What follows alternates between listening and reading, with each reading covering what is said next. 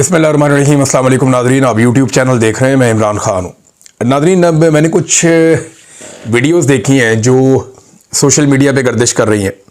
असदुल्ला खान साहब हैं, हमारे बड़े अच्छे जर्नलिस्ट हैं और बड़े तगड़े सहाफ़ी हैं, बड़े मजबूत असाब के मालिक हैं। मैंने उनके साथ बहुत काम किया हुआ है। जब वो इंटरव्यू कर रहे थे ना उस आदमी का जो सैलाब के पानी में से निकल कर आया हुआ है, तो वो खुद बात करते करते एकदम पूरी तरह हिल गए थे और उनको बड़ा सदमा पहुंचा था कि ये बंदा बात क्या कर रहा है। वो ऐसी खौफनाक बात थी। ये आदमी सैलाब के पानी से निकल कर आया तैरता हुआ, इसका पूरा वजूद, इसके कपड़े गीले थे और जब ये बाहर आया तो लोगों ने बताया कि वहाँ से एक आदमी पानी में से निकल कर आया। तो असदुल्ला साहब ने इसका इंटरव्यू किया तो ये पानी में से ऐसे निकला कि इसके बाद ड्रम थे, ड्रम जो होते हैं ना छोटे ड्रम, उनके अंदर वो उसको टाइट कर ले तो उसके अंदर हवा भर जाती है, फिर वो पानी में डूबता नहीं, आप उसे सहारा ले सकते हैं। तो एक आधा बंदा जो थोड़ा बहुत हाथ पांव मारना जानता हो वो उसके सहारे कुछ दूर जा सकता है पानी में। अब सैलाब के पानी में से ये बंदा निकल कर आया। जब असदुल्ला खान साहब ने इससे पूछा तो इस बंदे ने क्या कहा, वो सुनकर मेरे भी रोंगटे खड़े हो गए। ये बताता है जी कि मैं 4 दिन तक पीछे पीछे भागता रहा हूँ इंतज़ामिया के, हुकूमत के, जो यहाँ पे मेजर मौजूद है उसके भी, जो रेस्क्यू वाले उनके, सबका कहते मैं सबके पीछे भागता रहा हूँ। मुझे किसी ने मदद नहीं दी, 4 दिन हो गए मेरे घर वाले फंसे हुए हैं पीछे। तो फिर वो ये बताता है कि जी किराए पे हमने एक कश्ती ली, बंदोबस्त किया और उसके अंदर हम बैठे, मगर वो कश्ती डूब गई एक दरख्त के साथ लगी आके। अब कई जो दरख्त हैं या उनके मुड हैं वो नीचे हैं पानी में ना, तो ऊपर पानी भर गया है, कई दरख्त नीचे रह गया है। अगर ज़्यादा पानी है, बाद वक्त कई दरख्तों को काटा हुआ होता है तो वो नीचे रह जाते हैं। तो वो दरख्त से कहीं टकराई है या किसी चीज़ से वो कश्ती टकराई है, उसने तो दरख्त बोला, वो कहते जी कश्ती डूब गई है। और असदुल्ला साहब ने उससे पूछा फिर अब वो पहुंच गए आपके घर वाले यहाँ पे? उसने कहा नहीं जी नहीं, वो सारे मर गए, वो कश्ती डूब गई है, मेरे घर वाले सारे मर गए हैं। और ये इतना तकलीफ दे मंजर था जब मैं उसकी बात सुन रहा था। वो ये कहता जी रात के 9 बजे कश्ती डूबी है और ड्रम के साथ वो रोता हुआ वो शख्स बाहर निकला। ऐसे अफसोसनाक बना देना। एक औरत की मैंने वीडियो देखी, वो वहां पे दरिया के किनारे चलती जा रही है और चीखती जा रही है मेरे बच्चों को बचाओ, मेरे बच्चों को बचाओ, वो चिल्ला रही है। एक और मैंने बंदा देखा, वो अस्पताल के अंदर सरकारी अफसरान के सामने बिलक बिलक के रो रहा है, दाड़े मार के रो रहा है कि बचा लो हमें। ये नादरीन अजीबो गरीब मनाजिर मैं देख रहा हूँ। एक बहुत बड़ा डिजास्टर है जो आया हुआ है इस वक्त जनूबी पंजाब में। ख़ास तौर पे ये 2 इलाके जो हैं, जलालपुर पीरवाला और अलीपुर, इन 2 इलाकों में बहुत बड़ी तबाही हुई है, जबकि हुकूमत जो है वो वहाँ किनारे पे बैठ के तालियां बजा रही है। वो मनाजिर भी मैंने देखे, अफसोस के साथ मुझे बताना पड़ता है। अपनी सीनियर सूबाई वजीर को बिठाकर गई मरियम नवाज कि यहाँ बंद पे बैठेगी, और वो वहाँ इस कार्रवाई में रोज़ाना के हिसाब से लाशें मिल रही हैं। 20 दिन का बच्चा डूबा है वहाँ पे। माँ अपने बच्चे को नहीं छोड़ती, आपको पता है। 20 दिन का बच्चा लोग कह रहे हैं वहां पे डूब गया, छोटा बच्चा, और बहुत सारी लाशें पानी में मौजूद हैं। ये लोग दावे कर रहे हैं, लेकिन वहां पे जो सीनियर सूबाई वजीर है वो बैठ के क्या कर रही है, तारीफें कर रही हैं एक दूसरे की तारीफें कर रहे हैं, ब्यूरोक्रेसी की, अपने लोगों की, अपनी जात की, और अपनी जाती तशहीर की जा रही है। और फिर वहां पे बैठ के तालियां पीटते हैं, गरीबों की लाशों पे ये लोग तालियां पीटते हैं। ये वहां पे इनको लोगों की तकलीफों का एहसास है, सिर्फ इतना इनको एहसास है। वो एक नौजवान की वीडियो भी आई, वो बेचारा कह रहा है जी आप सारे मुआवजे बता रहे हैं, जानवर का इतना मुआवजा देंगे, फसल का इतना मुआवजा देंगे, घर का इतना मुआवजा देंगे, हमें मरियम नवाज ये भी बताया कि हमारी लाशों का हमें कितना मुआवजा देगी। और उसने क्लेम किया कि जब ये पानी सूखेगा या जब हमारे इलाकों से पानी निकलेगा तो इतनी लाशें निकलेंगी। उसने ये क्लेम किया कि सैकड़ों। लेकिन मैं आपको ये बता रहा हूं, ये बहुत बड़ा डिजास्टर है नादरीन। ये छोटा इलाका नहीं है, ये बहुत बड़ा इलाका है और ये बहुत बड़ा जुर्म हुआ है। ये इतना बड़ा डिजास्टर है और इतना बड़ा सानिया हो गया जो अभी तक पाकिस्तान के मीडिया ने आपको बताया ही नहीं। पाकिस्तान की एस्टेब्लिशमेंट भी इसको छुपा रही है, पाकिस्तान की हुकूमत भी इसको छुपा रही है। कोई आपको नहीं बता रहा कि कितने लोग मारे गए हैं। मुझे खदशा है, या जिन लोगों ने मुझे मैसेजेस किए या जो चीजें मुझे बताई हैं वहां पे, उनको अगर कोई भी अक्लमंद आदमी कैलकुलेट करे तो उसको अंदाजा हो जाएगा कि एक बहुत बड़ा इंसानी अलमिया हो चुका है जनूबी पंजाब में। मजीद अलमिया तो दूर की बात है, हो चुका है। और उसकी रीजन मैं आपको देता हूं कैसे। ये ज्यादातर लोग जो है ना, ये सिंगल स्टोरी वाले घर में रहते हैं। इनके घरों की 2 मंजिलें नहीं होती, गरीब लोग हैं, कच्चे कोठे हैं, बालों वाली इनकी छतें हैं और ये लिपाइयां करके दीवारें बनाते हैं। तो ये जो अलीपुर और ये जलालपुर के इलाके हैं, पीरवाला, ये जो सारे एरियाज हैं, इसमें लाखों लोग रहते हैं, बहुत बड़ी तादाद में इसमें आबादियां हैं और इनमें जो मकानात हैं वो सिंगल स्टोरी हैं, ज़्यादातर गरीबों के मकान हैं। तो वो अपनी गंदम, अपना आटा, चावल, दालें, अव्वल तो ये रोज़ बरोज़ सामान खरीदते हैं और जो इनके खाने पीने की चीज़ें स्टोर करने वाली होती हैं वो निचले फ्लोर पे स्टोर होती है, वो ऊपर कहीं नहीं होती। इन इलाकों में पानी आना भी नहीं था, यहां पे पानी छोड़ा गया है और नाकिस मनसूबाबंदी की गई है और जानबूझकर पानी छोड़ा गया है। यानी इंतजामिया को पता था वो क्या करने जा रहे हैं, उन्होंने बहुत बड़ा जुआ खेला इंसानों की जिंदगी के साथ। ये मैं आपको जिम्मेदारी के साथ कह रहा हूं, ये आमिर मतीन साहब का आप ट्वीट पढ़े ना, आपको कुछ चीजों का आइडिया हो जाएगा। ये उन एरिया को बहुत अच्छी तरह जानते हैं और बड़े सीनियर जर्नलिस्ट हैं। वो ये कहते हैं कि क्या जलालपुर, पीरवाला और अब अलीपुर में जो आफत आई है वो कुदरती आफत है या इसमें गफलत है, सियासी मफादात या इंतजामी नालायकी इसमें शामिल है। इन इलाकों के लाखों लोगों को डुबोना नहीं चाहिए था। अगर हुकूमत अपने बनाए हुए प्लान पर चलती, क्योंकि मुख्तस शुदा शेरशाह और मोहम्मद वाला बंद नहीं तोड़े गए। ये 2 बंद क्यों नहीं तोड़े गए, ये सवाल आमिर मतीन साहब ने उठाया कि वक्त पर जो मुख्तस किए गए थे, आपने पहले से आपने बताया होता ये बंद हम तोड़ देंगे और इससे पानी का फ्लो इधर को घुसेगा और वापस ये पानी का फ्लो दरिया के अंदर शामिल हो जाएगा, दरिया सिंध में जाके मिल जाएगा, तो फिर तो बचत हो जाती है। उन्होंने साथ मैप भी लगाया हुआ है कि अगर ये शेरशाह वाले और मोहम्मद वाला बंद नहीं तोड़े गए, इनको मुख्तस करने पर सालों मेहनत की जाती है इन बंदों को, ताकि पानी कम से कम नुकसान के साथ गुजर जाए। पूरी तसल्ली की जाती है कि पानी का बहाव रहे। शेरशाह से निकला पानी दरियाए सिंध में या आगे फिर दरियाए चनाब में मिल जाना था, जबकि अलीपुर और जलालपुर में पानी अब खड़ा हो गया है जाके, जहां पे इन्होंने बंद तोड़े। किसने ये फैसले किए और क्यों किए, इसकी तफ्तीश होनी चाहिए। कौन करेगा? अदालतें कंप्रोमाइज हैं। जस्टिस आलिया नीलम तफ्तीश करेगी। वो इस बात पे खुश है कि मरियम नवाज उनकी वजीर आला है। सारी जिंदगी जस्टिस आलिया नीलम साहबा की जो वालदा है, उन्होंने, इनकी फैमिली ने नवाज शरीफ साहब के कारकुनों का किरदार अदा किया है। मियाँ नवाज शरीफ साहब के घर की बैक साइड पे एक मोहल्ला है जहाँ पे ये रहते थे, इत्तफाक अस्पताल की बैक साइड पे, और वहाँ पे ये मशहूर है वकीलनी के नाम से कि यहाँ पे वकीलनी रहती है आलिया नीलम साहिबा। अब वो चीफ जस्टिस बना दी गई है इस्लामाबाद लाहौर हाई कोर्ट की। उन्होंने ये पता करना है, वो तो सवाल ही पैदा नहीं होता कि कभी आंखें खोलें और वो देखें इन चीज़ों को ना। उनका तो शरीफ खानदान से ताल्लुक जो है रजिस्टर्ड पुराना ताल्लुक है उनके खानदान का, तो वो तो इनकी नाअहली के ऊपर आंख खोलने से रहे। क्या मिलिट्री एस्टेब्लिशमेंट करेगी? वो इस जुर्म के अंदर शामिल है।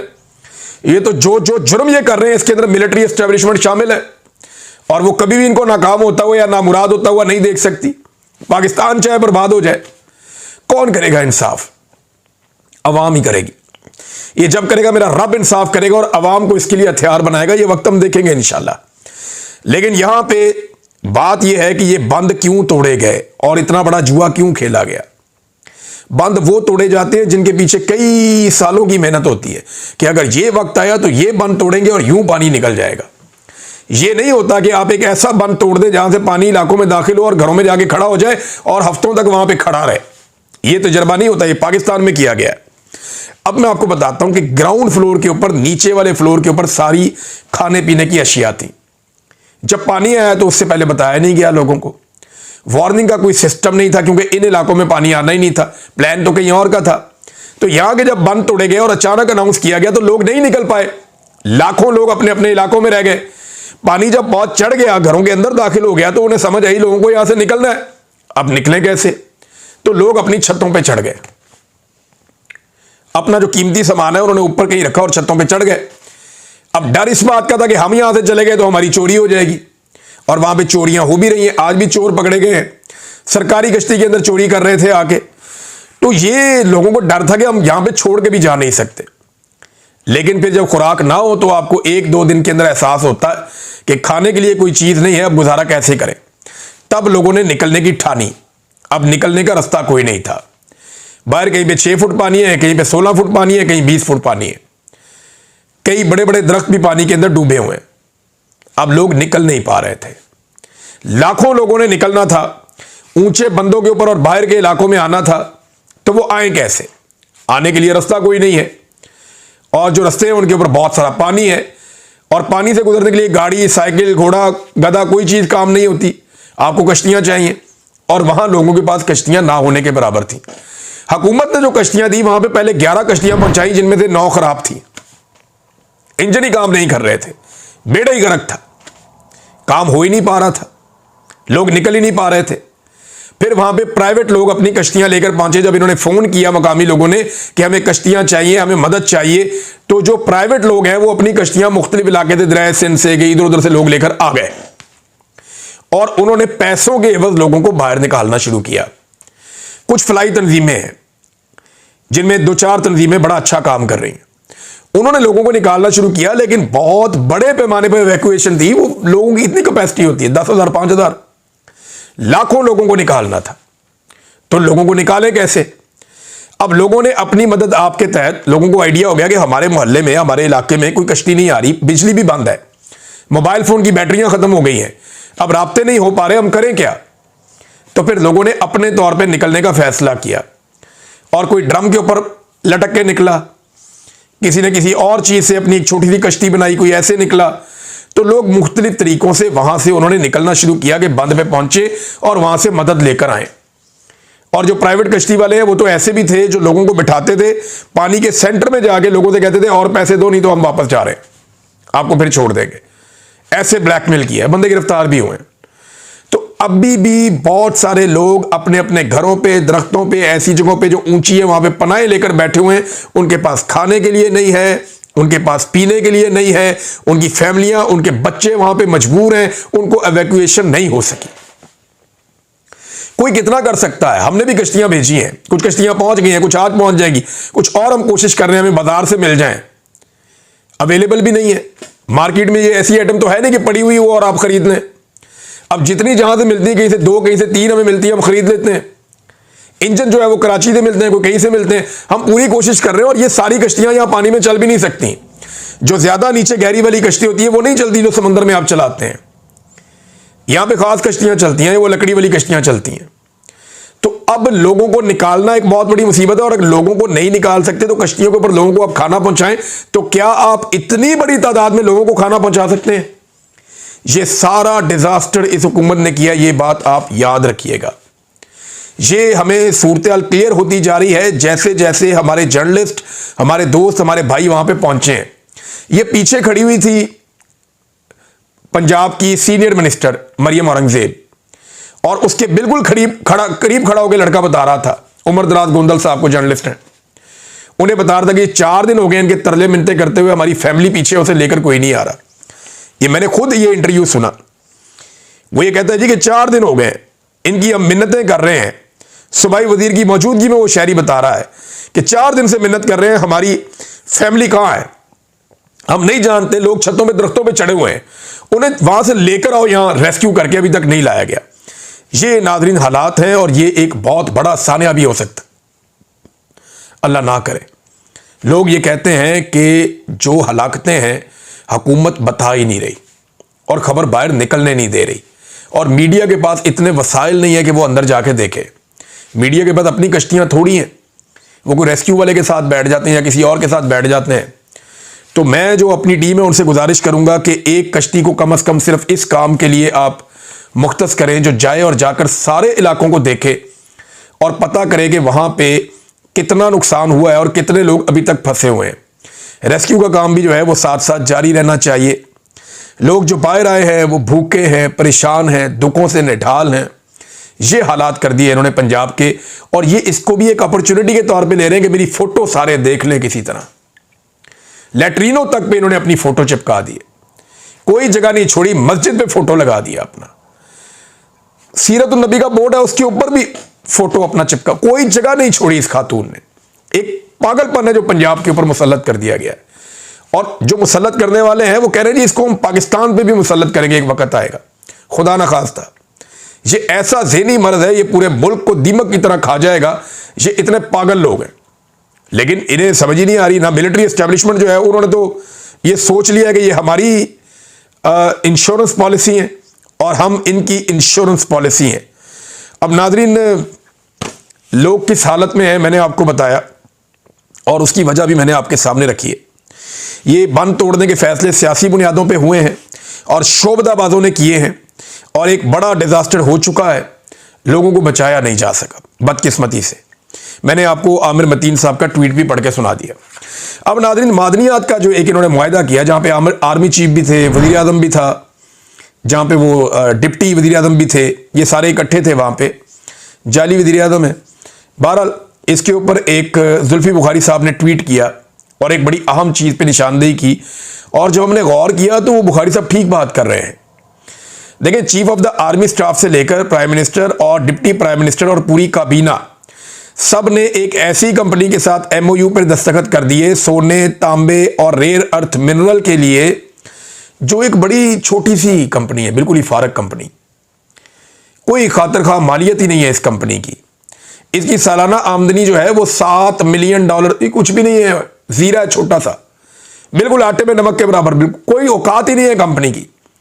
$7 मिलियन, पाकिस्तान की नॉर्मल कंपनियों की इतनी वर्थ होती है। $7 मिलियन से कम की वर्थ है इसकी सालाना, और इस कंपनी के साथ पाकिस्तान ने मुआहदा कर लिया इतना बड़ा। ऐसे गैर तजर्बाकार खिलाड़ियों के बजाय आलमी सतह की आला दर्जे की जो कानकुनी की या मादनियात निकालने वाली जो कंपनियां हैं, पाकिस्तान ने उन्हें शामिल क्यों नहीं किया, उनके साथ बात क्यों नहीं की? और आईएसआई और एमआई जो है, अगर आर्मी चीफ को इसमें शामिल कर रही थी तो वो इसके बारे में तहकीकात कर सकते थे। इसके बजाय उन्होंने उमर फारूक ज़हूर, एक बैनुल-अक़वामी तौर पर मशहूर मुजरिम, को इस धोखाधड़ी का सौदा करने की इजाज़त दी। अब ये उमर फारूक ज़हूर साहब कौन है जिनके बारे में वो कह रहे हैं कि बैनुल-अक़वामी तौर पर ये मुजरिम है? ये वो शख्स है जिसने तोशा खाना के मामले में इमरान खान साहब के खिलाफ गवाही दी, और तोशा खाना वाली जो घड़ी है वो इस बंदे ने परचेज की थी बाद में, और ये वही बंदा है जिसको पाकिस्तान में बुला के बार बार अवार्ड भी दिए जाते हैं, तमगे पहनाए जाते हैं। ये वो बंदा है उमर फारूक ज़हूर। ये पूरा सिस्टम इसके ऊपर बड़ा मेहरबान है। और देखें ना, ये इसको इजाज़त दी गई है, उसके अंदर मौजूद भी है तस्वीर में कि ये अमेरिकन कंपनी आ गई है, इनके साथ मुआहदा कर लें।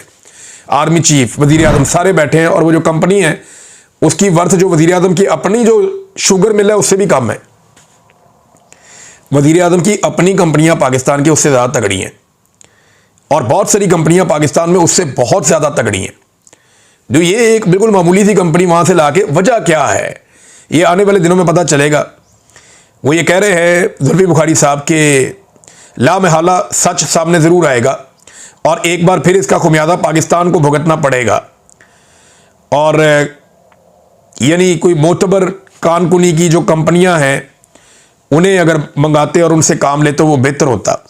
अचकज़ई साहब ने मुलाकात की है बरतानवी सफ़ीर से, और कुछ चीज़ें बड़ी क्लियरली उनके सामने रखी हैं। ये बड़ा इंपॉर्टेंट था कि कोई उनसे ये बात ज़रूर करता, तो अचकज़ई साहब ने खुल के ये बात की, और उन्होंने क्या कहा ये सुने आप। उन्होंने कहा जी, क्वेटा में सरदार अताउल्लाह मैंगल की हालिया बरसी की मुनासबत से जो ताज़ियत करने के लिए आई थी बरतानवी सफ़ीर, उनसे मुलाकात हुई, और बहुत सारे अफ़गानिस्तान के, पाकिस्तान के और इलाक़ाई मामलात पे उनके साथ बातचीत हुई। उन्होंने कहा जी कि ये बात भी रखी गई कि जो दुनिया ने अफ़गानिस्तान पर चढ़ाई की और उसकी बर्बादी के लिए दुनिया इकट्ठी हुई, इन्हें अब अफ़गानिस्तान की तामीर नौ के लिए भी इकट्ठे होकर किरदार अदा करना चाहिए। हमें मगरबी जमहूरी रियासतों और यूके से यही सवाल है कि 8 फरवरी के इंतखाबात के नताइज का इल्म होते हुए भी ये इस नाजायज़ सीट को लेकर क्यों खामोशी इख्तियार किए हुए हैं? नाजायज़ हुकूमत बनी है ना, तो खामोश क्यों है, ये पूछा उन्होंने। इस मामले पर भी तशवीश का इजहार किया कि कुछ दिन पहले शहबाज शरीफ की मौजूदगी में अमरीकी कंपनियों के साथ मादनियात के जिन मुआहदों पर दस्तखत किए गए हैं, इस पर अवाम की तायीद उन्हें हासिल नहीं है। इन मादनियात पर पहला हक वहाँ के अवाम का है, और अगर इसको आइनी तहफ़्फ़ुज़ नहीं दी जाती तो सियासी हालात मज़ीद बिगड़ने का ख़दशा है। जो कोई भी अपने वतन के वसाइल और उसके दिफा के हक़ में सियासी जद्दोजहद करते हैं, उन पर रियासती इदारे दहशतगर्दी का इल्ज़ाम लगाते हैं। हम किसी के खिलाफ नहीं हैं, मगर इन मादनियात की खोज से पहले वहाँ के अवाम को एतमाद में लेना चाहिए। ये बातचीत उन्होंने की। देखें, मादनियात के मामले पे बड़े सख्त तहफ़्फ़ुज़ात हैं, पाकिस्तानियों के भी हैं, पाकिस्तानी सियासी जमातों के भी हैं, और ये बात सब जानते हैं कि अब जो है पाकिस्तान की एस्टेब्लिशमेंट पाकिस्तान की मादनियात के पीछे है कि ये मादनियात अब भेज दी जाए। हुकूमत के हालात ये हैं नादरीन, जो रोज़ाना ये हुकूमत कर्ज ले रही है वो मैं आपको बता देता हूँ, लगभग कोई 50 अरब रुपए से ज़्यादा का कर्ज लेती है, क्योंकि 1800 अरब से ज़्यादा का कर्जा लिया एक महीने में हुकूमत ने। तो अगर आप रोज़ाना के हिसाब से डिवाइड करें तो ये 60 अरब रुपया रोज़ का बनता है। ये 60 अरब रुपया रोज़ का खर्च कहाँ हो रहा है, कभी सोचा आपने कहाँ खर्च हो रहा है? एक छोटी सी अमाउंट आई है हमारे पास और इतने बड़े पैमाने पे हमारे लोग इस वक्त सैलाब में काम कर रहे हैं कि हमें खुशी है कि अगर और हम मदद कर पाए तो वो हम करें मिलजुल कर और ज्यादा बड़े पैमाने पे काम करें। बिल्कुल छोटी सी अमाउंट है ये, एक रोज में 50-60 अरब रुपया करते कहां पे हैं? क्या कोई बड़ा डैम बन रहा है पाकिस्तान में? नहीं। कोई बड़ी सड़क बन रही है? नहीं। कोई बहुत बड़े बड़े मंसूबे लग रहे हैं? नहीं। क्या अवाम को कोई रिलीफ मिल रहा है? नहीं। कोई सब्सिडीज दे रहे हैं? नहीं। जब आप अवाम को दे कुछ नहीं रहे तो ये पैसा जा कहां रहा है? इस सवाल का जवाब ना एस्टेब्लिशमेंट देती है ना हुकूमत देती है। कोई नहीं बताता कि ये पैसा जो रोजाना की बुनियाद पे ये ले रहे हैं ये पैसा जाता किधर है और ये किसकी जेब में जाता है, या इससे अगर कुछ बन रहा है तो हमें हिसाब किताब देना, हमें बताएं कि ये कौम ने पैसा वापस करना है, आपने तो नहीं करना, आपने तो भाग जाना इस मुल्क से।